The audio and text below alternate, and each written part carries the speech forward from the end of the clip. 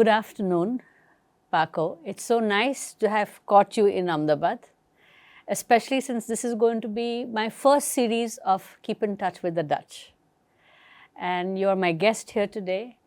Before I mess up how I introduce you, I would prefer you introduce yourself. Thank you for having me here, Gauri. I'm super happy to be in Ahmedabad, first of all. Well, let me introduce myself. My name is Paco Bunnik. I am living in Amsterdam, the Netherlands. I am working for the municipality of Amsterdam as an urban designer. Before that, I was trained as an architect at the TU Delft Faculty of Architecture and Urban Design. And then I had my own studio for 10 years in architecture and urban design. Oh, nice. Yes, and then since the last 14, 15 years, I've been working for the city. Currently, I have the position of one of the chief urban planners for the city. So I supervise big urban projects in my city. And which is the one that comes to mind immediately? What's the most, challenging job you've done? Right now, I'm supervising a huge project, the CBD of Amsterdam, which is the central business district, of course, CBD, which has a national function as an economic powerhouse, not only for the city but also for the Netherlands. And it's sort of it used to be a monofunctional high-rise area, but now we're turning it into a more vibrant central cityscape. We're adding culture, housing, lots of greenery. So it's going to be more like a multi-functional I think we city should place have moved away from this thing that you have a business district and a residential area, which traditionally also, whether it's Amsterdam or Ahmedabad for that matter, people always used to have their house or their business below and used to live above it. Yeah. Yeah. The mix of functions is so interesting, and that brings vibrancy and more eyes, more social contact. Correct. More Otherwise, different kind of people any time of the day. So that's the best way for living in the city, to mix it up. so why did we lose this kind of I think it started in modernism. The idea that you separate functions and you make everything efficient. So you have housing and you have offices and traffic and this there. But it's in the end, it's maybe functioning, but then you lose the social context and the intimacy of a city.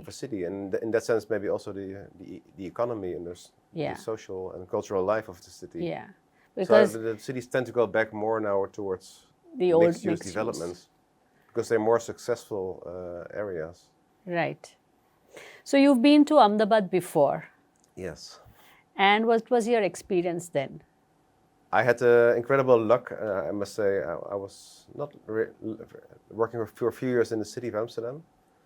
And then I was urban designer in the area where there was a big stadium and there was a conference about sports infrastructure. And the Minister of Sports of India then came to the city of Netherlands. Yeah. I gave a lecture there on the urban design of Amsterdam. And later we went to the house of the mayor. We gave another lecture, and then suddenly there was the thought of maybe having a sort of infrastructure mission from the Netherlands to India. And then the minister of the country, then Edith Schippers, their team, they contacted me and said, we will ask you to come along as a city expert. Okay. So the combination of urban design, sports infrastructure. And that was fantastic. So I had the opportunity to go to Delhi. But then I thought, this is the first time I go to India because I've never been to India before. It was 2014. And then I was checking within my city with the international department what were the other relations with India. So maybe we can sort of see what's the overall synergies are between synergy, them. exactly. Yes. Then there was an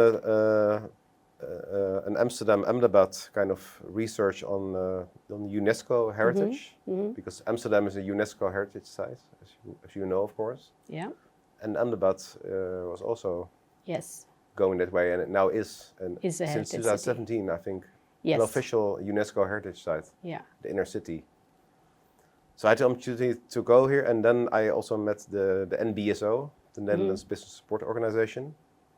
And then I was introduced to some partisan people here, local government, but also the CE India, which is Center of Environment Education. Yes. And they had a sort of plan on developing some campuses with adding sports infrastructure horticulture, but also adding other functions to make it a bit more public, these kind of places, which were tend to be private. Mm-hmm. And they asked me to do with them research on it. Okay. So I came back then here for a second time, I think 6 months or half year later. And we did some, for 2 weeks, design workshops Okay. on these areas in Ahmedabad. Mm-hmm. So what could it be? And then I sort of curated these design workshops with all local expertise, horticulture, architecture, landscape architecture, stakeholders from the environment around surroundings, and that was fantastic. So that was for me the time where I really got in contact with the Indian people from Ahmedabad and start to get a sort of feeling of this place. And I'm an outsider. I'm not the one who's going to tell what to do. Have you seen any results from those workshops? Yeah, I will be visiting one site tomorrow. Okay. Yeah, it's in Shahibag. Yes, area. Shahibag is an area. So I'm really curious on what happened. Yeah, I'm also What curious. I know is that afterwards there was also the 1 million hockey legs.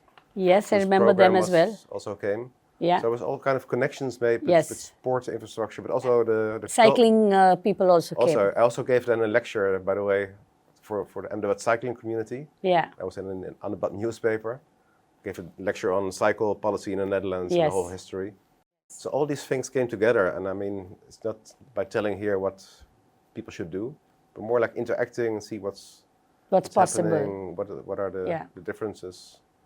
So I can tell you that the cycling community has really grown. Yes. And become quite in the center stage in Ahmedabad. My bike has been leading that. But I see also now a lot of electric bicycles coming in. Yeah. And I'm quite keen to get one myself. I saw a lot Eventually, yes. in traffic also already. Yeah. So from one of the other groups that I have been in connect with, we actually did one Sunday a bike ride with these new electric bicycles. Yeah. It was such fun. Yeah. And it really took me back to school, kind of, to get back on a bicycle. So I'm really looking forward to that. You spoke about your collaborative opportunities that you had, and you expect to come back? Here in Ahmedabad? Yeah? Yes, definitely. And how would you compare, let's say, what is happening in Ahmedabad to what is happening in Amsterdam? It's quite hard to compare literally. Well, okay. Ahmedabad is maybe like 8 times bigger than Amsterdam. That's true. In size, in scale. But to put it in perspective, actually, Ahmedabad district is the size of the country of the Netherlands. Here you are. Yeah. And also the rapid growth of Ahmedabad, which is incredible. It's one of the top growth cities in the world, I think, or was. Once upon a time, it was a large city, yes. Yeah. But now we have Bangalore and all racing us by. Yeah. So, but also Amsterdam is a growing city and Yes. it's densifying, and I think any bigger city has these challenges of. But you also now have this metropolitan Amsterdam, Yes. which has also taken over some other cities, nearby cities, into its area. Yeah. So do you also look into all those areas, or just No, I personally look at Amsterdam itself, but we have some workshops on the surrounding areas. But I'm more focused on the city itself. Okay. Yeah. And how does the city of Amsterdam kind of create these moments? I know that there is a lot of work that happens with communities in place. There is projections that are at least 20, 30, 50 years ahead that take place. Amsterdam has a really strong planning tradition. Yeah. So we have got a Department of Urban Planning for almost 700 people work. And it's landscape architecture, urban design, but also juridical things, water management. And the trees. Yes, biologists, on biodiversity experts. So I have always experts. told. So it's quite an integrated department. Yeah. So that's. What was your question again, exactly? So how do you see the growth in Amsterdam and Ahmedabad? Yeah. Oh, yeah, I remember your question now. Yeah. So Amsterdam, for each 10 years, makes a long-term vision for the city. So the last one was made last year, and it's a vision for 2050. Okay. So we sort of think ahead how the city is evolving, and then we make programs and action plans around it. So that's the sort of thing we are doing for the last decades, and that helps us to really have a bigger framework on the development of the city, on many topics. Right. You asked me about social topics. Yes. This is one of the 5 main key strategies for the city of Amsterdam, is the way we plan our city. So it used to be quite top-down by specialists, and what we're now changed in the system for the last years, and we're already speeding up to do more and more, is the co-creational aspect of actually working with also other parties. So there can be designers, can be citizens, citizen groups. I've seen to more co-create yes. Sessions in the city. So it's not only about the urban design aspect, so you really also import the social aspects of what a city can be. And Yes. it's very important, because you can imagine that the city is densifying, Ahmedabad is too, Amsterdam is too. True. So the tension between the existing and the new becomes bigger and bigger. And so you have to, in a sort of way, make a communicative aspect on, Right. which you take quite seriously, to make it actually a successful operation. Yeah. So this is the thing we are really are doing. I noticed that Amsterdam promotes itself as a work, educate, and fun place. Fun, yeah. Right? These Okay. are to bring people to work, especially when it's talking to the people who are coming in from different parts of the world Yeah, well, and yeah. settling in Amsterdam now. There was a sort of program, I Amsterdam, tend to be quite successful about also attracting tourists. But in the last years, there was sort of over success, you could say. Yeah. Now we have too many tourists. So there were, I think, That of has course, a COVID was a back, drop. yeah. Before COVID was 17 million loss there, because our city Yeah. is nearly 1 million people Yeah. Every year. And now it's almost 20 million, Visitors. yes, a year. So there's an incredible amount of tourists. Yes. And it also gives the local people sort of feeling of alienation sometimes. True. So, and that's also a thing you have to be aware of. So in And- that sense, I think we're not selling ourselves anymore as a city of fun or, Yeah. yeah. So that's a thing which has changed. The perception of tourism has changed, I think. So I mean, if- tourists are welcome, and they will keep on coming, because Amsterdam is quite a beautiful city to have seen once in your life. Yes. But there's also in Amsterdam, people there are more many. Most people go to the center, but there's now multi-core development, so there were more interesting areas developed. So people also go to other places within the city, not only that little spot Center. in the center. Yeah. And that's the thing we have to be aware of and to work on, so to also make these other Areas interesting. sub-centra Yes. interesting and worthwhile going to, with nice institutions, musea, Yes. etc. But just to understand, because I think in India we still do not understand, in my opinion, this is what tourism actually is. And because Amsterdam is just another city like any other, right? But you must have done something in the way you promote the city to get that much attention. I think Amsterdam has always been, I'm not a tourism expert. Yeah. I'm an urban design Yeah, architect. but Sti- even in still, urban design, you kind of- Thinking about it, Yeah. I think that many people tend to go to make weekend trips, also within Europe, to cities, or also from all over the world to make trips, or to make a tour around Europe to cities.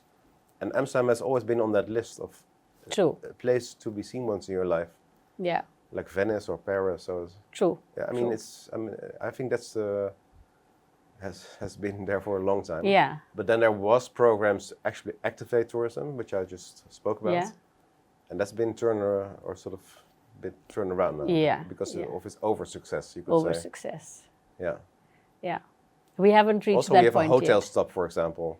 Okay. So we used to make lots of hotels, and now it's quite hard, or in some places even impossible, to Find develop new hotels. Okay. So you see also now more in the region, when you're talking about the region, Yeah. the bigger Amsterdam, let's Yeah. say, the MRA, Metropolitan Region of Amsterdam, Yeah.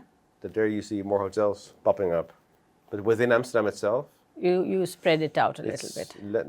not many new hotels pop up. And then how is the connectivity when you spread these kind of businesses away from the center? Well, it's not really far. So even when you're in the the second town next to Amsterdam, you're within a half an hour you're in the center of Amsterdam. Okay. And that's, I mean, within Ahmedabad, a It's- normal distance to yeah. travel, right? Yeah. So it's all quite And well, how is- commutable. How is public transport because when you do urban planning, you also plan in the urban transport Yes. and the mass movement for people going from here to there. Is that part of the priorities when you are doing your planning? Definitely. Yeah, the whole way thinking about how you move through the city and to a city is part of any urban planner's And do you do kind of a idiom. Do you do kind of a proof of how it would work before you kind of allow it to be implemented? Or, I mean, how do you test it?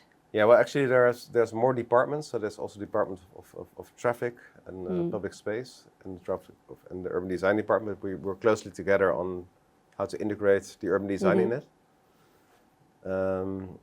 We have extensive system of a very good train network. Yeah. The metro network is so. It's quite Yeah. good, but not really extensive like in London or Paris. Yeah. And we got a really good tram network. Yeah. But the most typical Amsterdam thing is the bicycle infrastructure. Yes. So almost 41% of the daily commuters in the daily urban system travel by bicycle. And it doesn't matter if you are somebody who earns money or is a little bit less well off. Yes, I've They seen. all on the bicycle. Yes. It's a way of, it's the culture of the city. Yeah. And I've I think that's seen the fantastic. finance minister with his red bag cycle past in The Hague. And I've also stood in the line once with the mayor of Amsterdam at the ATM line. So I know that it's quite normal and they're just other people, just like other people in the city. It's also possible because the city's not that big. So you can actually bike from the whole city within an hour. But the temperatures are quite... And temperatures are moderate. Yeah. We also have rain and snow, but there's still people and who a lot go on of the bike. wind. We have winds. Yes. Yeah. But the bicycle infrastructure is also a thing that sort of emerged. Because, for example, the people used to bike a lot in Amsterdam until the 1940s, 50s. And then modernism in urban design came up and more cars came into the city and in many cities in the whole world. And the car was king then. Yes. And many accidents happened. Many children died. And I think in 1974 or 1976 was a big activist group of actually parents in the city. Yeah. And they made a huge demonstration. So on the museum square, the biggest cultural square in the city. And they had a sort of sit-in and they were protesting against the dangerous aspects of driving in the city with your children. And that was actually the starting point of the bicycle movement. Okay. So actually the citizen resistance started the view from the city that we really need to make corridors for bikes and started with separated lanes, more and more, and now it's sort of totally integrated system on mobility actually. Yeah. Not only bicycles, also pedestrians. Yes. So that combination of slow traffic. Yeah. Has been improved immensely over the last and also you have years, and car-free zones. We're still improving it. Okay. And that's maybe also one of the things which could be very interesting to make a comparison. Yeah. In a growing city, in a changing city, like Ahmedabad. Yeah. And because it doesn't change, you cannot put it in the system and change a city. It's impossible. You can also not copy it. Yeah. You have to learn but the from... process over decades on how you approach a certain topic and make a sort of integrated analysis out of it, that might be super interesting, I think. I would love to see that happen, actually. Yeah. I was in SEPT, it's Architecture University and Urban Planners, last Monday, and had a talk with the professor. And we were saying maybe we're going to try to have a summer school for students. Oh, that would to be make great. that kind of comparison. Yeah. So also inviting students of high quality.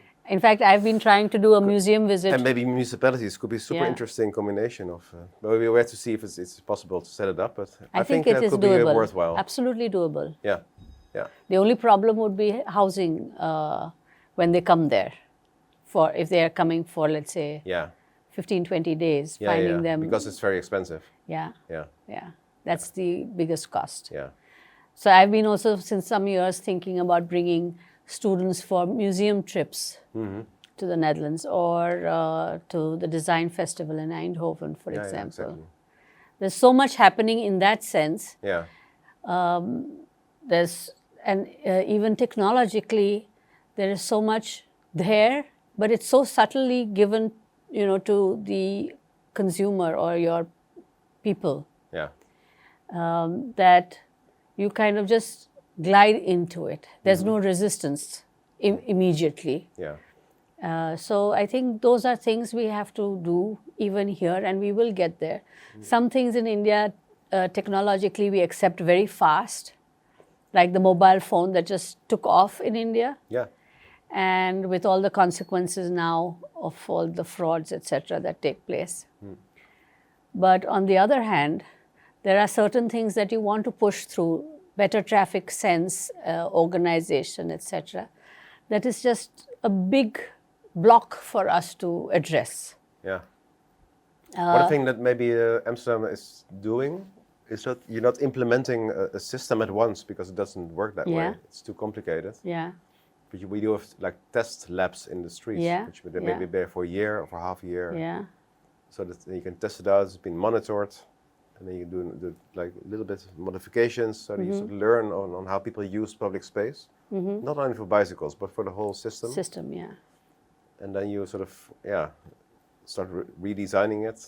And when it functions, and it's been proved functionally, then you can sort of really adapt it piece by piece. That's the way we...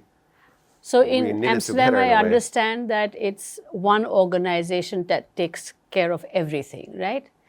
Unlike in the municipal corporation. There are some departments, but we work really closely together as a sort of integrated system. Yeah. So we should be also doing that for our road systems. The engineering part is with our corporation, the municipality. Yeah. The quality of the car, whether it's roadworthy or not, and your driving license is issued by the RTO. Yeah. And the traffic police that actually faces the brunt of both is not given much power. They can only ask and wait till either of them comply. Yeah. And that, I think, also for the traffic department is difficult because they have to wait, when their problems are just growing and growing. And for them, that's the biggest priority, to get traffic constantly moving. Yeah. And people... the traffic is fascinating. Yes, it is. But it's also almost brilliant, I think, because it does function. It does function. In its own way. It's really organic and it's smart, and people are... because people just tend to kind of find their way and go. So coming in the wrong side... It has its problems maybe, but it's also really... It is in a way efficient for the... I think... For the many users who use public space here.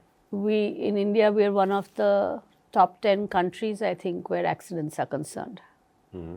And now, of course, it has grown, but some years ago, we were still not one vehicle per person, right? In the Netherlands, it's almost 2 per head sometimes. Yeah.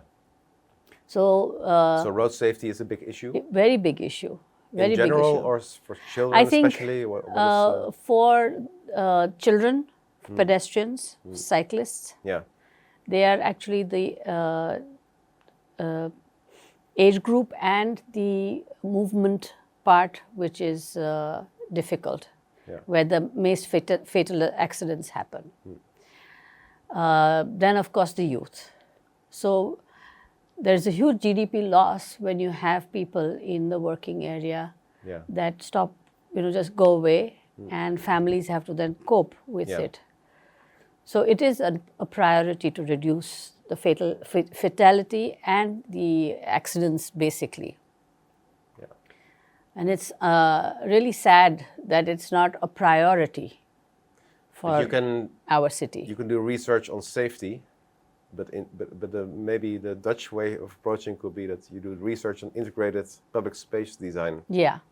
It's not only about the movement, absolutely. No, it's about the whole thing. The whole thing together. But we haven't reached that point yet. Yeah.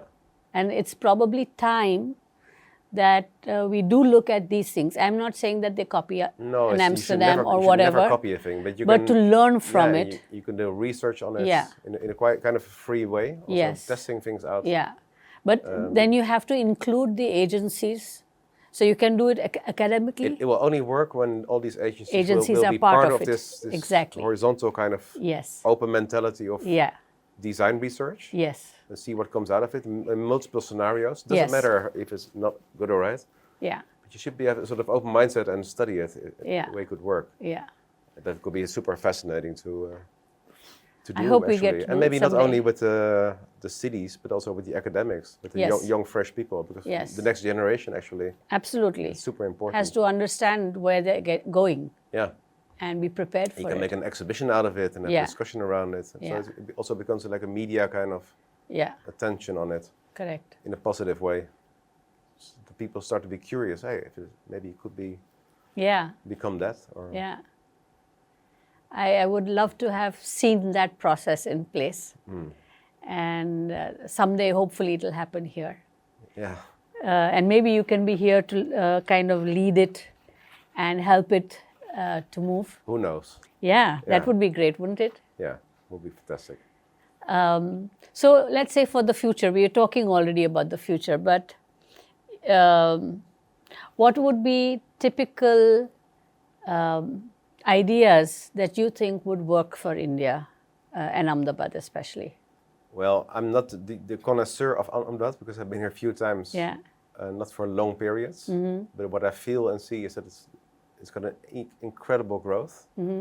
And I'm curious, but I'm not sure how the system works.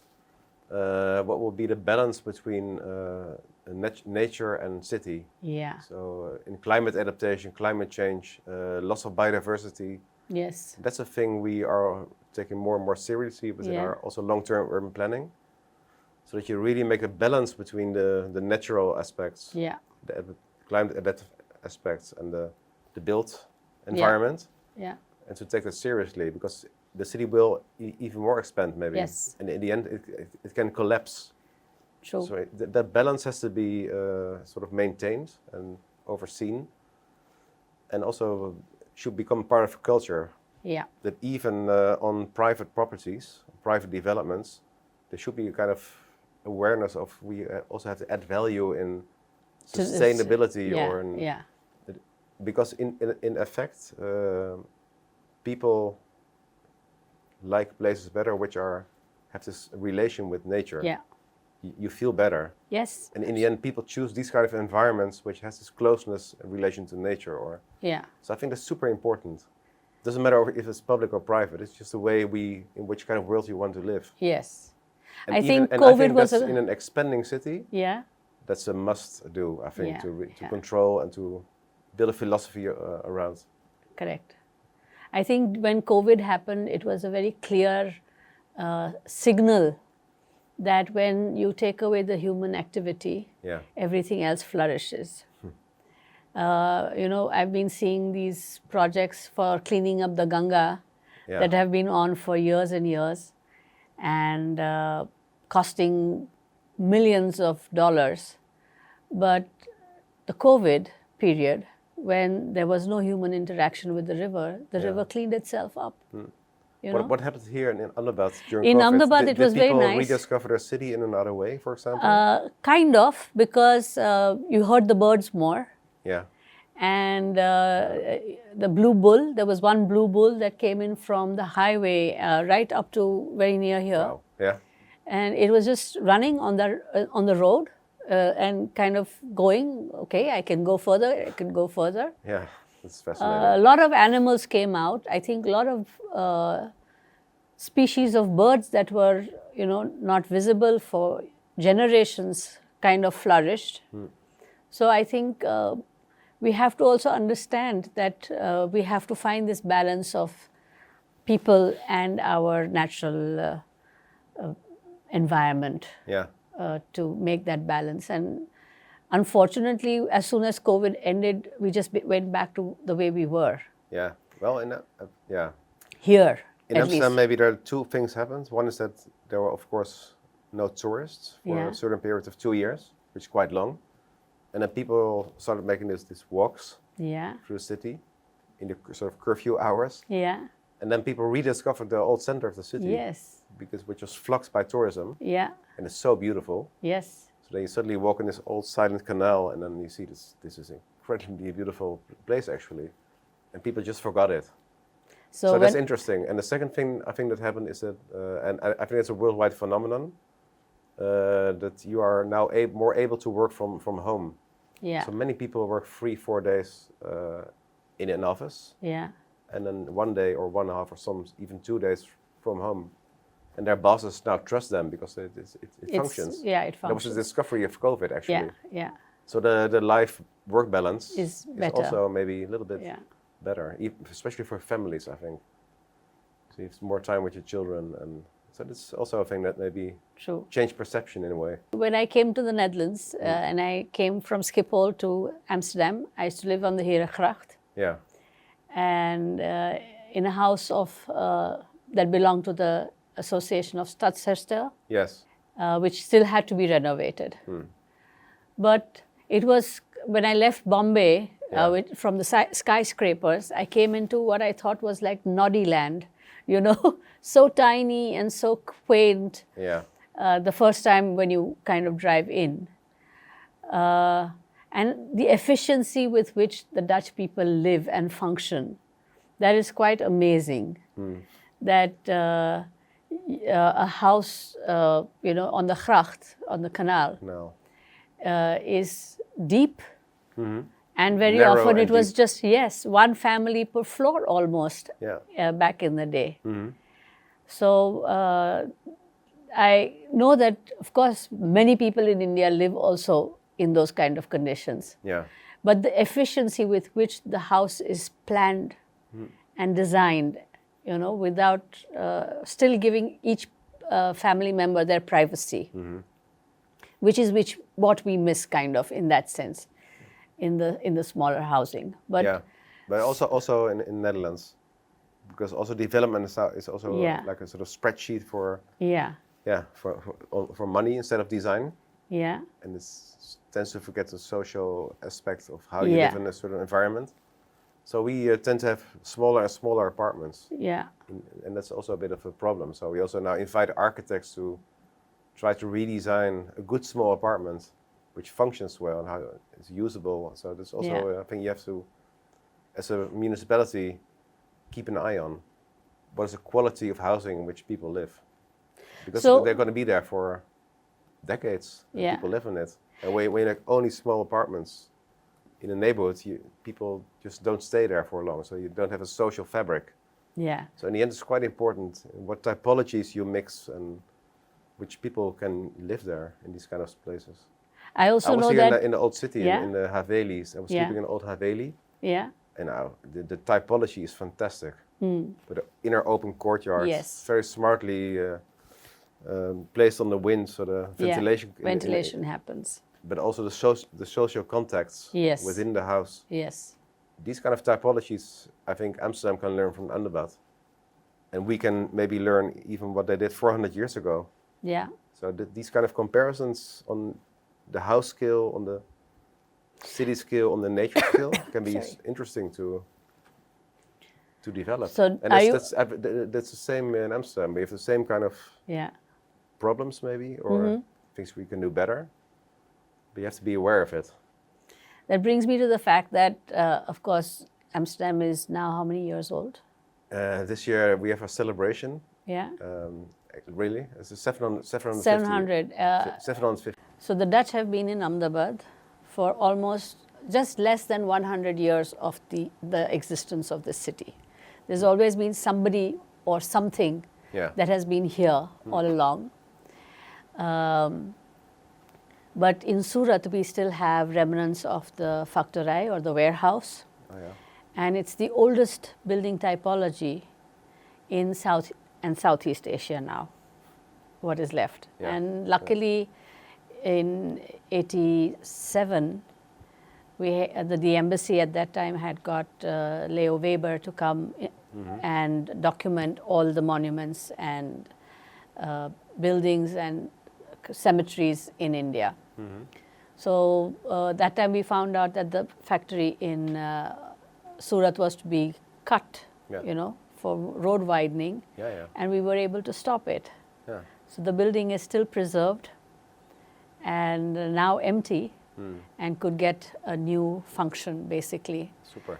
So hopefully someday we can do a little bit of the history of the Dutch in India in that space. Would be wonderful. I read somewhere that Ahmedabad wants to have Olympic Games, maybe. Is that still a serious bid? There's a serious bid. Ongoing? Yes, ongoing. For 2036, yes, I think, or 436. No, the bid has been made, yes. Incredible. Yeah. And they've already started building the stadiums. Okay. Yeah, I've visited the huge stadium, the cricket stadium. Yeah. It's fantastic. That's where Coldplay is playing next. Yeah? Yeah. When? 25th and 26th of January. Oh, wow. Yeah. But the interesting thing about Olympic Games or huge events, that you have to get, for like Paris, the fantastic legacy plan. Yes. Or what it brings to the city in a longer perspective. Correct. Social issues, environmental issues. Correct. Improving mobility. And when the you do it integral right, part when you prepare of it right, it can be a really issue, but it also can be really not be an asset. Correct. So that's the thing to... So it has to be integrated into the city's plans, basically, to keep it alive. Yes. We have another stadium near Kankaria also, which is in private hands, built with a lot of energy, etc., but it doesn't function now as much for some reason or the other. It doesn't have a public value, or I don't know what has gone wrong, but it's not so popularly used. I went there some time ago for football matches, and the Russians came in with an ice skating program. I don't know if you're aware, but India's fastest man on ice lives and trains in the Netherlands. And he's from Ahmedabad. Fantastic. I didn't know that.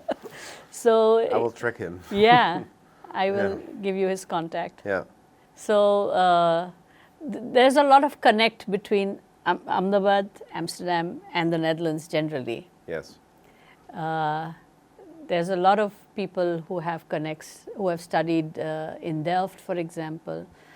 And since 2009, when we started promoting Dutch higher education in India, and we started that from Ahmedabad, strangely, a lot of students started going. So from, I think, 8 that were going per year, it just goes now to some 800 and plus students. Yes, I know. I'm aware of this, and it's fantastic. So, but I think there is a little drop coming in now. Yeah, but there's absolutely a connection. Yeah. So what do you think the housing scenario will be in the Netherlands, sooner or later? Because that's the biggest gap. It's a huge challenge now. We have a sort of rule or policy in Amsterdam that we call it 40-40-20. Yeah. So in each development, there's 40% social housing, 40% for the middle income, and 20% for the higher segment. Yeah. And we try to mix that up in new urban design areas. And that's, to prevent from having too big differences. So the multiple types of people, because we're in a cosmopolitan city with 178 nationalities living in one city. Yes. So it's quite an amazing melting pot of people. Yeah. But it's also an asset, so you should sort of encourage the citizens to live together in a way. So this program helps in that sense, I think. And how did you come up on this? That's a political choice. That's a political choice. Okay. Yeah, there's a progressive politicians for some decades already in the city, and that's a deliberate choice to have the city like that. But it's a smart choice. I think it's a very smart choice. Yeah. Yeah. What happens when Amsterdam has these large festivals that happen? Sail Amsterdam will happen again. It's magnetic. Yeah. I mean, it attracts a lot of people. And how does the city manage this burden when it happens? Maybe even like the Utiaran or the Kite Festival. Yeah. It has some kind of magic. Yes. And you'll see images you've never seen before. Yes. I mean, that's also a I thing have seen that at even least people of Amsterdam also like that. It's part of your local identity, so it's, in that sense, it's interesting. There's also a big dance culture, dance music. Yeah. The festival, people all over the world come for electronic dance music. Yeah. It's quite a big culture. Yeah. course, the whole cultural scene is quite big. So there are many kind of events from big to small, which has, And when gives you city its identity in a way. when you plan for the city, you also plan these locations into your planning? Not really well, because they're already in plan, place. and we're not adding many new ones. Yeah. But there's a big discussion, maybe residents complaining about The bigger events. So many events. Yeah. So sometimes, every week there's a new event, and it's also making noise, and there's been a management about how many events the city can handle in a year, and how many. So that's also a thing we have to be aware of. You can have an event every day, or Yeah. and also that is also a strategy of having event spaces. Also outside of the center, not everything in one. So that's also. I you can make a remember smart when combination Escape with happened. New areas. Excuse me? When Escape happened and the It happened, Yeah. how that changed the center of Amsterdam. Yeah, the nightlife. Yeah, the nightlife, definitely. Yeah. We also had a night mayor. We have a night mayor. Right? So about the culture of the night. Okay. It's also an international movement of night mayors Yeah. who are sort of developing the culture of the night, and it's not only about partying, and it's also about culture. Young people having new. And places this to person is ex- also elected? No, I'm not sure if it's an election. To be honest, I think it's a chosen person from the scene. Senior people in the city. But it's quite Or serious. is it like and they have international also debates, and because Uh-huh. it's in the whole world there's night mayors. Very interesting. Did you know that? No, I didn't. Yeah. I didn't know this. Maybe there's also one in Ahmedabad.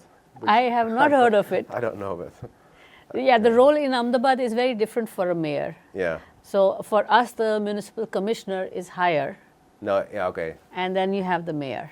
Okay, yes. So the mayor is more highest. of a, just not a very functional role, but a ceremonial role, I would say. Okay. And I always think it's very important who your mayor is. Is the Because mayor elected in Ahmedabad? Or- kind of, yes. Yeah. But he's a political figure. And whereas the commissioner is a bureaucrat. Yeah. So the responsibilities on the commissioner are much higher than the mayor. Yeah. But I think one thing is very important, maybe to say again. Yeah. It could be really wrong to say, oh, you do this very well in that country or city. No. But it's good to learn from each other. No copying.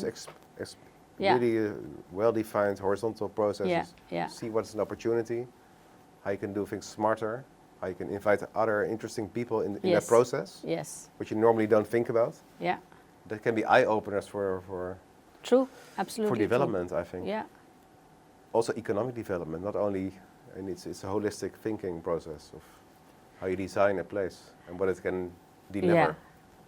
And it's interesting to And as a work on. citizen or a part of the Amsterdam city, do you think that Amsterdam city would be interested in kind of initiating this kind of thought process in other cities?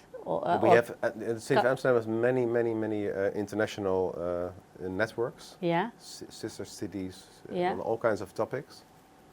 So you have to be really be specific. Yeah. And give a reason why some kind of establishment can be made and researched, or so that it's not an easy yes, or it has to be well organized and there's a solid reason behind it. Okay. So it's not, we're not playing around or something. Yeah, So, I and get it's that. even more seriously in the last years, and I think it's good. It's because good, It's also it's necessary, public money, yeah. and you can. Yeah. I mean, you cannot fly all over the world for. Yeah. Yeah. Interesting. But this night mayor thing is really, really interesting. Yes. Yeah. Yeah. Because that definitely changes the way a city functions during the day and the night, Yeah. right? And you give, because Ahmedabad is also quite a night city. Maybe know, you've yeah, discovered that. Yeah. Mainly because It's very vibrant. there's very little on things to do. So it's either you drink tea and eat snacks, or you meet up at the cigarette shop and smoke or have pan. Yeah. But But it's also socializing. socializing. Walking around with friends, and it's But also there nice, is, I think, that way of using the city.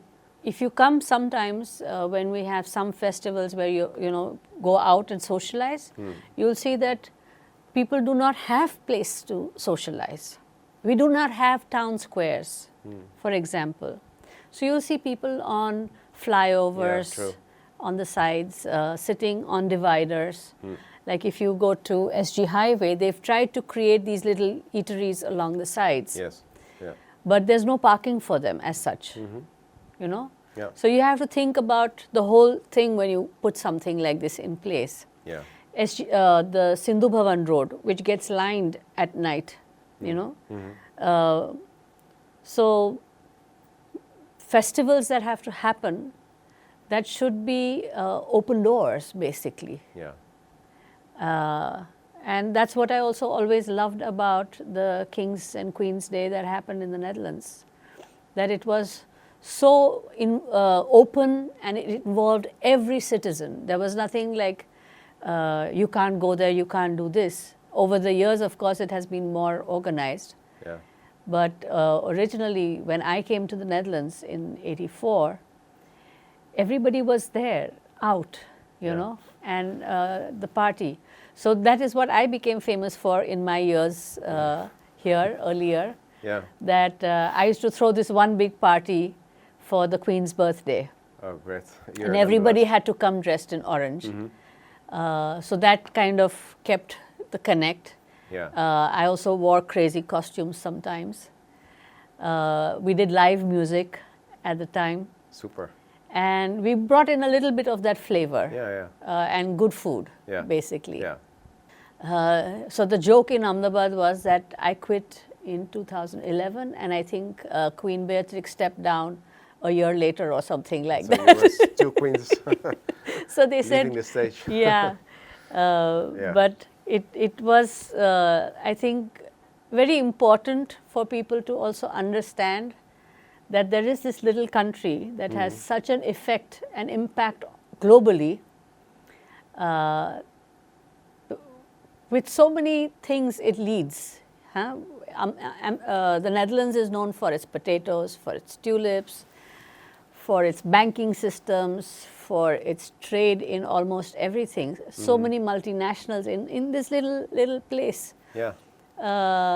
So what is it that drives these people Yeah. to live in that country, work in that country, and spread that same energy to the rest of the world? Because most of Australia has Dutch people, most of New Zealand has Dutch people, a lot of Canada, a lot of America, Yeah. and still in the homeland it's still quite strong. Yeah.